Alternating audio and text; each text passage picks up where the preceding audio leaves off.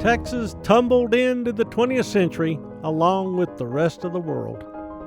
Progressive theories also impacted the Lone Star State.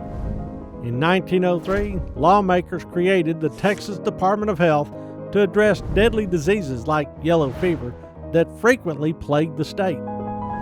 It also coordinated efforts to professionalize medicine in Texas, which included the efficient management of hospitals. The age of the snake oil salesman was over.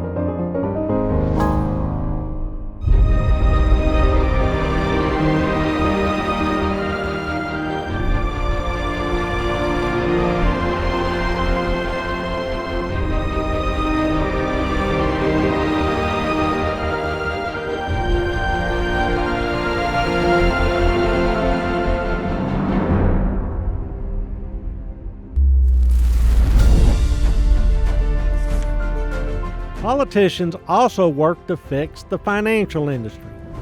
In 1905, the Texas legislature established a state banking system, which helped increase the supply of credit across the state and ease the impact of the harsh federal monetary policy. The Panic of 1907 led Texas leaders to create laws that protected bank depositors. Officials passed other laws that protected Texas from outside firms seeking to economically colonize the state. Money spent in the state, these officials believed, needed to benefit the people where the money was made.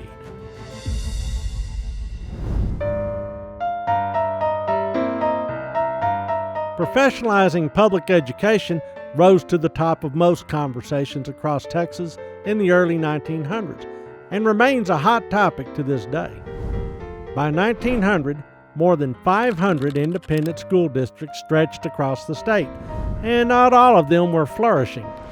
A decade later, new laws creating rural high schools, consolidation of school districts, and the formation of county boards of education attempted to close the gap between the quality of education received in rural settings compared to those in city schools.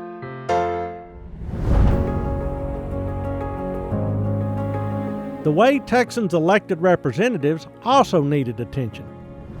Progressive ideas on voting reform resulted in new momentum for women's suffrage. Yet, rules including poll taxes and literacy tests further alienated and silenced voters of color. Segregation of the races hardened. There were still challenges to overcome. Even though cotton continued to flourish across the state, the number of tenant farmers continued to grow. Early in the new century, 1 out of 2 farmers worked other people's land. A new class structure was emerging in Texas. While there seemed to be plenty of work to be had, few of these jobs brought about economic mobility. More and more Texans joined the ranks of the working poor.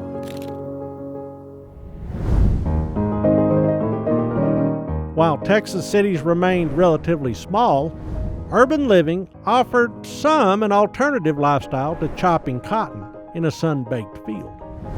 Neighborhoods like Deep Ellum in Dallas offered African Americans a sense of community and common cause, as did Freedmanstown in Houston. Some blacks simply quit Texas altogether.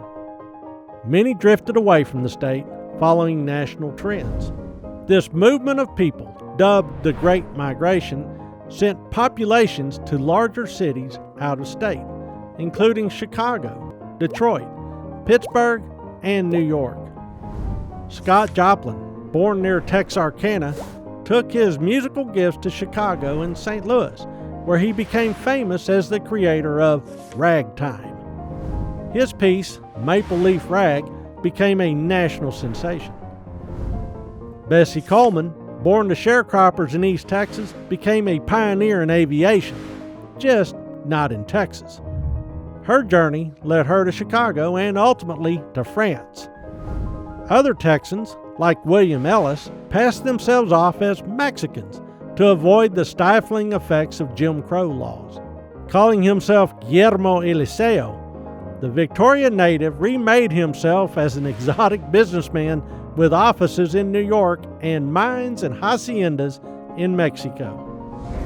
Texas may have entered a new age, but it still carried the trappings of the era it was leaving behind.